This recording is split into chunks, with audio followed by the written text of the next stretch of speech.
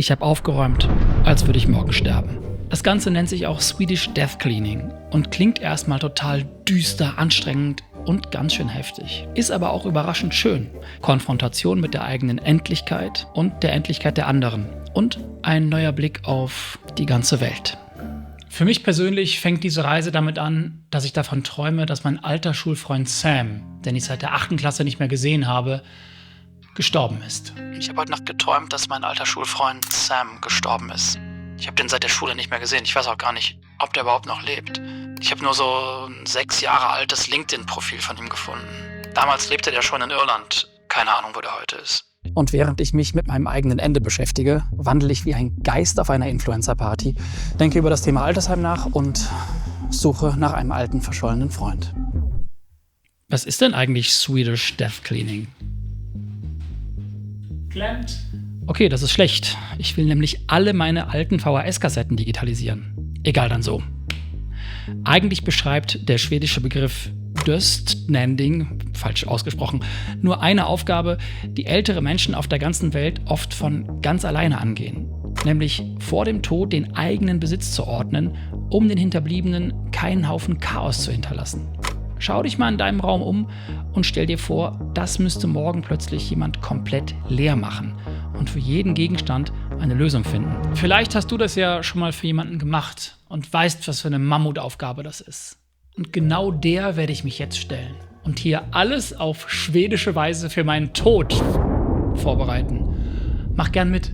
Swedish Death Cleaning ist viel mehr als nur aufräumen oder Dinge in Kisten packen oder ausmisten. Ich meine, habe ich hier ja auch schon wirklich viel gemacht. Es verspricht mehr Sinn und Zufriedenheit mit dem eigenen Leben, bessere mentale Gesundheit, Resilienz gegen Traurigkeit, mehr Offenheit, sozialeres Verhalten und ein leichteres Loslassen von Besitz.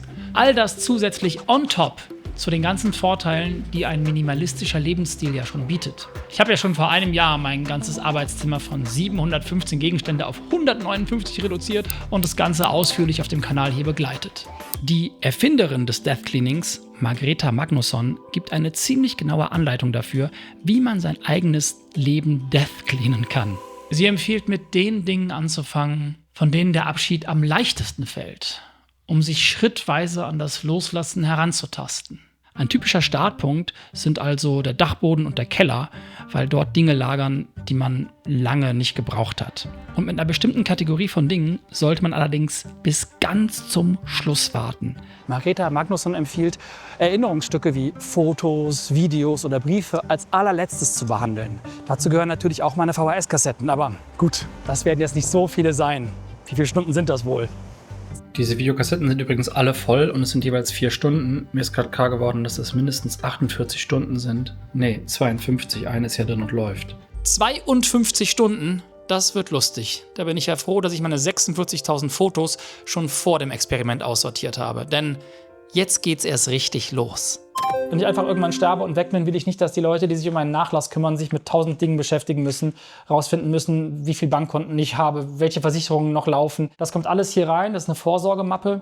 Diese Mappen ist voller Fragen und Entscheidungen, die nichts weniger betreffen als meinen Tod. Oha, also mein Tod. Kommt jetzt immer Donner, wenn ich tot sage? Okay.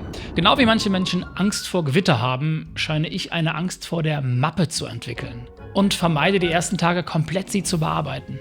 Ich beschäftige mich lieber mit Gegenständen. Und bei jedem Gegenstand gibt es klare Fragen, die ich mir stelle. Brauche ich das nochmal? Braucht das vielleicht später jemand? Wird jemand daran Freude haben? Oder hat das für mich sentimentalen Wert? Ein bisschen wie Marie Kondo im Angesicht des Todes. Es sind dabei nicht nur die Fragen, die helfen. Wissenschaftlich gesehen kann allein schon der Gedanke an das eigene Ende helfen, sich von Besitz zu trennen. Studien weisen darauf hin, dass Personen, die mit dem Thema Sterblichkeit konfrontiert werden, eine höhere Bereitschaft entwickeln können, Geld oder eigene Dinge zu spenden. Ich habe das zum Beispiel bei meiner Lieblingskamera gemerkt, die ich im letzten Video gespendet habe.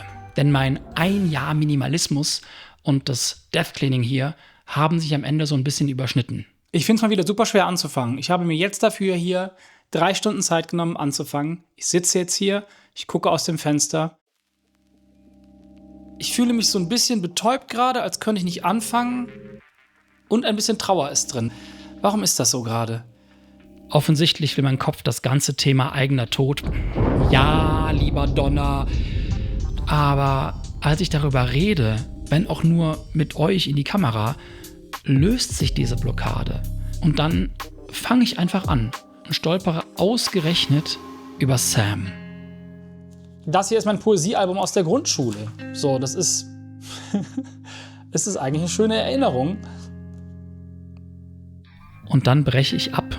Ich brauche eine Pause. Das ist 1 zu viel. Und genau davor warnt Margrethe Magnusson auch. Auch wenn sie natürlich nichts von meinem Traum wissen kann. Aber sie empfiehlt ganz klar, Fotos und Ähnliches erstmal zu umschiffen. Es ist sonst einfach zu verlockend, sich in Erinnerungen zu verlieren und so den ganzen Prozess ins Stocken zu bringen.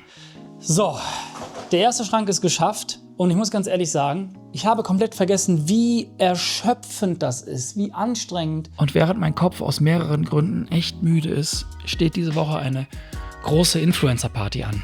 Eigentlich gehe ich gerne zu solchen Veranstaltungen, um Leute aus der Szene zu treffen. Aber meine Death Cleaning-Brille sorgt nicht gerade für Partylaune.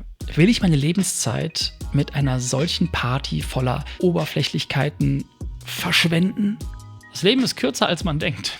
Und daher ist unser Lebensende nicht nur ein Thema für alte Menschen. Je früher wir uns damit beschäftigen, desto besser geht es uns nachweislich. Studien weisen darauf hin, dass eine aktive Auseinandersetzung zu mehr Sinnempfinden und Zufriedenheit während unserer eigenen Lebenszeit führt. Und das merke ich langsam auch. Wenn man sich mal wirklich auseinandersetzt mit diesen ganzen Dingen, mit Ordnung, mit dem, was man besitzt und dem, was man vielleicht zurücklässt, macht das einfach so viel auf und ich glaube, das kann total Angst machen. Aber mich macht das gerade irgendwie ruhig, weil ich das Gefühl habe, sehr gut, ich kümmere mich jetzt darum und nicht irgendwann. Ich habe das Gefühl, ich bin endlich mal mir selbst einen Schritt voraus. Und während dieser ganzen Zeit merke ich nicht, dass ich mich zwar mit meinem Ableben beschäftige, aber die Vorsorgemappe, die eine sehr persönliche Auseinandersetzung genau damit ist, komplett verdränge. Brauche ich das jetzt wirklich? Hat dazu geführt, nochmal genau hinzugucken. Und ich habe jetzt 2 komplette Kisten aussortiert mit Dingen. Hier sind vor allem einfach Notizbücher, die kann ich digitalisieren. Und dann hier nochmal ein paar Kleinigkeiten, Mikrofone, die ich nicht mehr benutze, Handy, Smartphone-Halterungen, die ich nicht mehr benutze, weil ich kein Smartphone mehr habe. Also hier konnte ich doch nochmal eine Menge rausholen, hätte ich nicht gedacht. Nur einfach nochmal am zweiten Tag in den gleichen Schrank gucken. Und im Hintergrund wächst eine Unruhe, die ich auch wegschiebe. Dafür kommt sie nachts wieder. Im Schlaf. Ich bin sehr froh, dass ich keine Albträume bekommen habe. Denn zum Einschlafen höre ich auch ganz gerne mal ein Hörbuch. Die Berge des Wahnsinns, gelesen von David Nathan, oder Die 3 Fragezeichen und der Karpatenhund. Sie sind ruhig und düster, erfüllen mich mit Bildern und entführen mich in fantastische Welten. Wenn ich mal nicht so gut einschlafen kann, ist das die perfekte Medizin. Und dabei hilft mir dann vor allem Bookbeat. Die gefühlt endlose und qualitativ hochwertige Auswahl von über 1 Million Hörbüchern, Hörspielen und E-Books bietet entspannte und informationsgefüllte Stunden, gerade für die kommenden langen Sommerabende. Die App bietet eine Schlummerfunktion. Ihr könnt jedes Buch in der Geschwindigkeit hören, die ihr am liebsten hört, und könnt euch die Bücher einfach runterladen und offline hören, wann immer ihr wollt. Und dieses Mal könnt ihr mit dem Code JOSEF26 statt der üblichen 2 sogar ganze 3 Monate Bookbeat kostenlos testen. Der Code ist übrigens auch gültig, wenn ihr Bookbeat schon mal genutzt habt, aber in den letzten 6 Monaten kein aktives Konto hattet. Der Code ist bis zum 15. Juni gültig. Link wie immer in der Videobeschreibung. Und jetzt geht's ganz entspannt weiter. Das Spannende an dieser Art aufzuräumen und auszumisten ist, dass man es ja nicht nur für sich selber macht. Also vorher hier aufzuräumen, zu reduzieren, minimalistischer zu leben, habe ich für mich selber gemacht. Das jetzt mache ich für mich, aber auch für meine Familie, meine Freunde und die Menschen, die dann wohl noch da sind, wenn ich es vielleicht nicht mehr bin. Und das gibt dem Ganzen eine komplett andere Perspektive. Das macht es irgendwie viel größer. Okay, dann jetzt die Vorsorgemappe. Lieber morgen. Morgen geht es an die Vorsorgemappe, wo es dann wirklich darum geht, um alles, um alle Hinterlassenschaften, aber auch darum möchte ich, dass die Kabel gezogen werden, wenn ich auf der Intensivstation liege und klar ist, der ist nicht mehr wirklich zu retten. Den erhalten nur noch Maschinen am Leben. Was möchte ich, was passiert? Auch solche Dinge kann man hier reinschreiben und das werde ich morgen machen. Es ist trotz der positiven Effekte ein seltsamer Kontrast. Und dann breche ich eine der Regeln des Death Cleanings. ich fange an, meine VHS-Kassetten zu digitalisieren. Das sind aber Erinnerungen. Die sollten als letztes kommen. Aber ohne Not beschäftige ich mich mit alten Videos und denke parallel ein bisschen darüber nach, wie lange ich am Leben erhalten werden möchte, wenn mir was zustößt. Und in diesem wirren Durcheinander stolpere ich erneut über Sam. Und dafür muss ich ihn nicht mal sehen. Sam versteckt sich auch in meinen 52 Stunden VHS-Material. Denn mit ungefähr 14 habe ich diesen Film gedreht. Und Sam war damals mein Kameramann. Er selbst ist nicht sichtbar, aber manchmal ist er zu hören und ich sehe sein Mofa. Und das sorgt dafür, dass ich meine Recherche nochmal vertiefe. Parallel zum Digitalisieren suche ich nach seinen Spuren im Internet und alte gemeinsame Freunde. Meine alten Freundinnen und Freunde wissen alle das Gleiche, was ich auch weiß. Er ist vor fast genau 20 Jahren nach Irland gegangen und wurde seitdem nicht mehr gesehen. Ich komme nicht weiter. Mein Raum ist inzwischen aufgeräumt. Alle Dinge sind geklärt. Steht eigentlich nur noch die Vorsorgemappe an. Dann mache ich jetzt das, oder? Und Kim, ja du, ich finde vor allem spannend, was ich im Schnitt beobachte. Während ich nach 3 Tagen endlich mal mit dieser Vorsorgemappe anfangen sollte, finde ich eine Ausrede, das Experiment einfach mal für eine ganze Woche zu pausieren. Was? Ja, eigentlich ist heute die Vorsorgemappe dran. Es ist jetzt kurz nach 11. Ich habe um 9 Uhr angefangen, hier meine persönlichen Daten einzutragen und so berufliches, so Kleinigkeiten.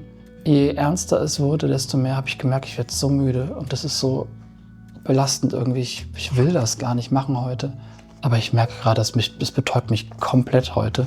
Und dann habe ich gedacht, da muss man sich durchkämpfen, aber dachte dann, nee, warum? Das ist doch Schwachsinn. Ich mache das einfach nächste Woche, an einem anderen Tag, an dem es mir ein bisschen besser geht. Ich fühle mich müde von der Welt, von allem so ein bisschen. Und manchmal braucht man einfach vielleicht eine kleine Pause. Und dann lenke ich mich erstmal radikal ab. Ich gehe auf eine Party und habe Spaß. Zumindest versuche ich das.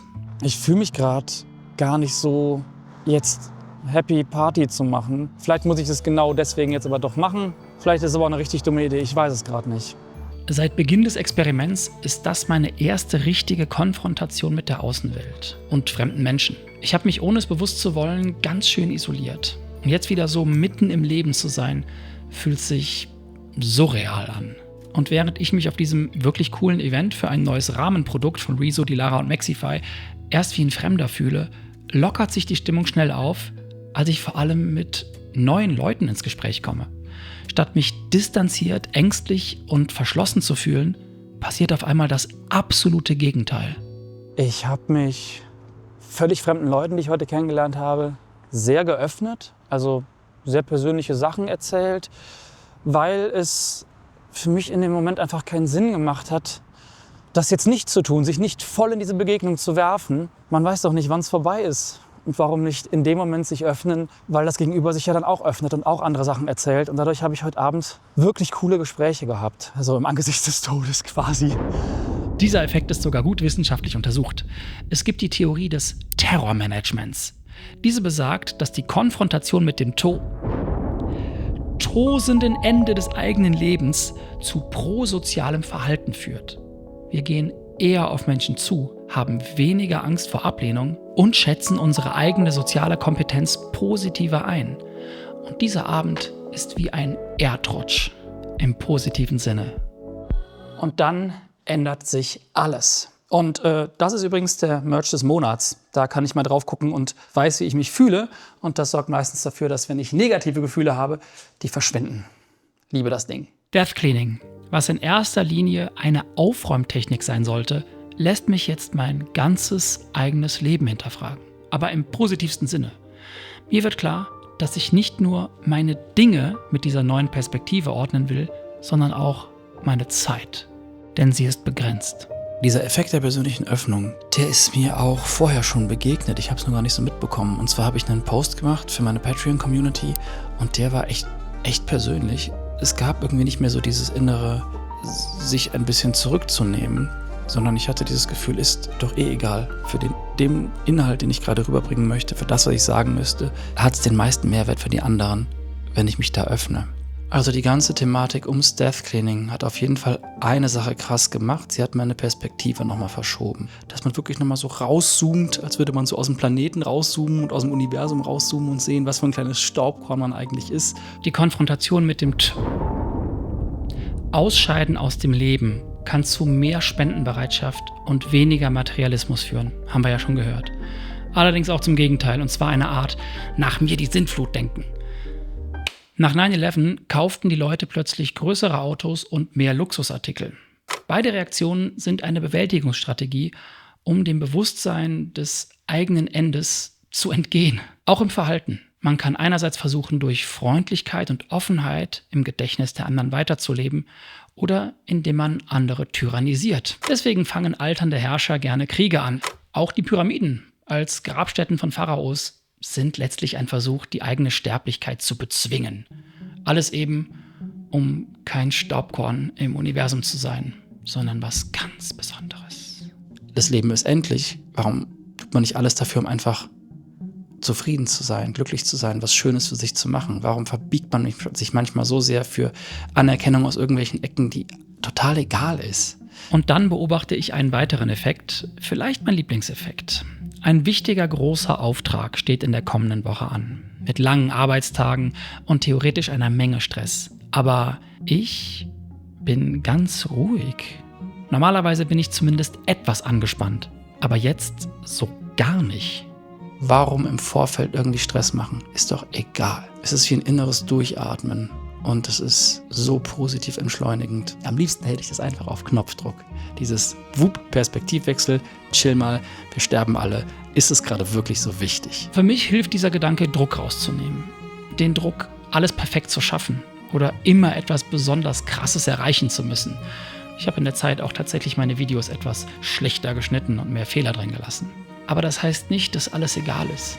Ich habe heute Nacht schon wieder von Sam geträumt. Aber diesmal war es total positiv. Keine Ahnung, was das bedeutet. Ich setze mich an die Vorsorgemappe. Steuerberater, welches Finanzamt ist zuständig, welche Krankenkasse, wann ist man wie, wo operiert worden, welche Blutgruppe hat man, wo ist mein Impfpass, in dem und dem Schrank. Und dann natürlich auch so Sachen wie Verfügungen und Vollmachten, also Vorsorgevollmacht oder auch Patientenverfügung. Und wer darf wann entscheiden, wenn ich selber nicht mehr entscheiden kann? Wer ist mein Stromversorger? Wo liegt mein Mietvertrag? Die Arbeit an der Mappe ist derweil nicht nur bürokratischste Kleinstarbeit, sondern beinhaltet vor allem auch sehr persönliche Fragen. Jetzt geht es um Pflegebedürftigkeit und man muss jetzt hier angeben, wie man sich selbst einschätzt, was wichtig ist. Was isst man gerne? Wie zieht man sich gerne an? Geschlechtsidentität, Sicherheit, soziale Bereiche und Umgang mit dem Tod. Man kann jetzt hier alles eintragen. Das sind sehr viele heftige Entscheidungen. So, das war's. Ich hätte gedacht, dass mir das irgendwie Stress oder Sorge macht oder Angst. Ich habe jetzt geschrieben, dass ich gerne spaziere, dass ich gerne lese, Hörspiele höre, Videospiele mag. Nicht so viele Menschen auf einmal, aber auch nicht ganz alleine. So ein paar Details.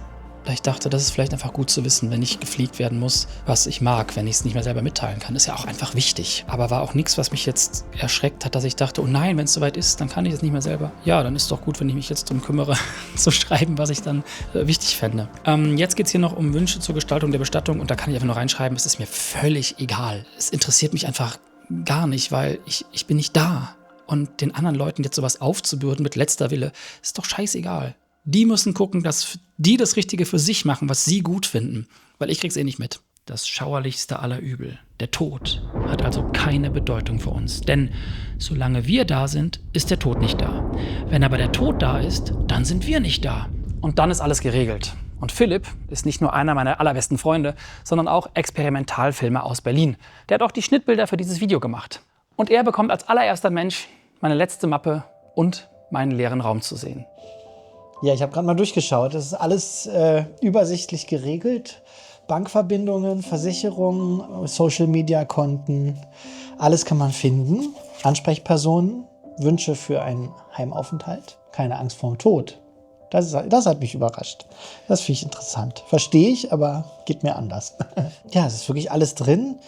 Wenn ich jetzt die Person wäre, die sich um deinen Nachlass kümmern soll, dann würde ich wahrscheinlich hier drin alle Zugänge finden. Es steht sogar drin, in welchem Schrank der Impfpass liegt. Man kann sozusagen sehr gut irgendwie sich orientieren. Und ich wüsste sogar, dass du dir wünschst, im Altenheim einen Balkon zu haben. Also ich wüsste genau, was ich bestellen muss.